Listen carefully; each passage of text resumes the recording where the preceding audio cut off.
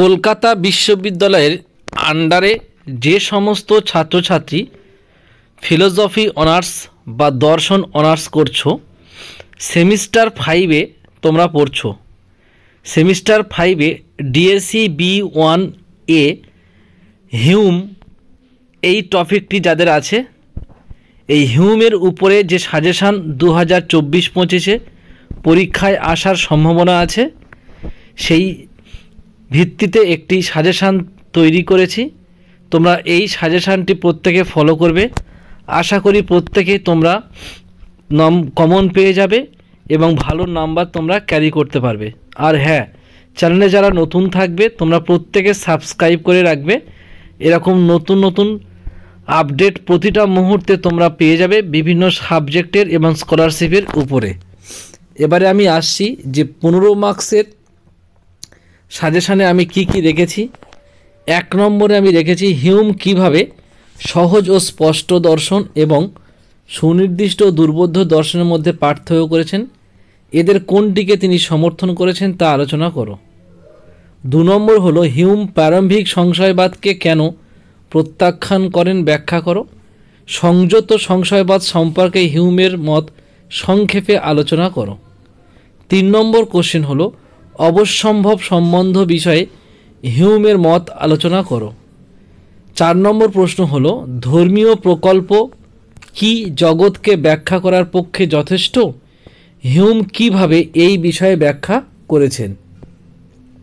5 নম্বরে যে কোশ্চেনটি দিয়েছি, হিউম কিভাবে ধারণার মধ্যে সম্বন্ধ ও বাস্তব ঘটনা সম্পর্কিত বচনের মধ্যে পার্থক্য করেছেন।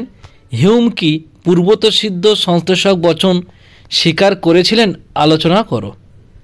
6 নম্বর কোশ্চেনটি দিয়েছি, বিচার বুদ্ধির সাহায্যে মানুষ কিভাবে নিম্নতর প্রাণীকে অতিক্রম করে। এই প্রসঙ্গে প্রাণীদের বিচার বুদ্ধি সম্পর্কে হিউমের মত ব্যাখ্যা করো।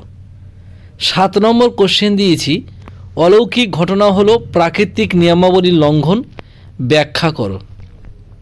8 নম্বর কোশ্চেন হলো আবশ্যিক সম্পর্ক বলতে হিউম কি বুঝিয়েছেন। হিউমকে অনুসরণ করে দেখাও আমাদের দেহে অঙ্গ প্রত্যঙ্গের উপর ইচ্ছা শক্তির প্রভাব থেকে কিভাবে আমরা এই সম্পর্ককে জানতে পারি। এই হলো মোট 8টি প্রশ্ন তোমাদের হিউমের উপরে। এই 8টি প্রশ্ন তোমরা মুখস্থ করতে পারলে প্রত্যেকেই তোমরা তোমাদের যে কয়টি প্রশ্ন লিখতে হবে প্রত্যেকে তোমরা কিন্তু কমন পেয়ে যাবে। হিউমের উপরে 5 নম্বরের যে কোশ্চেনগুলো আমি সাজেশানের মধ্যে রেখেছি, 1 নম্বর হলো মুদ্রণ ও ধারণার মধ্যে পার্থক্য হলো মাত্রাগত, হিউমকে অনুসরণ করে ব্যাখ্যা করো। 2 নম্বর হলো কারণের সম্ভাব্যতা বলতে হিউম কি বুঝিয়েছেন। 3 নম্বর প্রশ্ন হলো মানুষের মতো পশুরাও যে অভিজ্ঞতা থেকে শেখে তা আলোচনা করো। 4 নম্বর কোশ্চেন হলো অলৌকিক ঘটনা বলতে হিউম কি বুঝিয়েছেন। 5 নম্বর কোশ্চেন হলো পূর্বগামী সংশয়বাদের মূল বক্তব্য কি, হিউম কিভাবে এর সমালোচনা করেছেন। 6 নম্বর প্রশ্ন হলো মুদ্রণ ও ধারণার মধ্যে হিউম কিভাবে পার্থক্য করেছেন। 7 নম্বর প্রশ্ন হলো হিউম কিভাবে সত্য অধিবিদ্যা ও মিথ্যা অধিবিদ্যার মধ্যে পার্থক্য করেছেন। প্রথা বলতে হিউম কি বুঝিয়েছেন সংক্ষেপে আলোচনা করো। এটা ছিল 8 নম্বর কোশ্চেন। 9 নম্বর কোশ্চেন হলো সম্ভবতা সম্পর্কে হিউমের মত আলোচনা করো।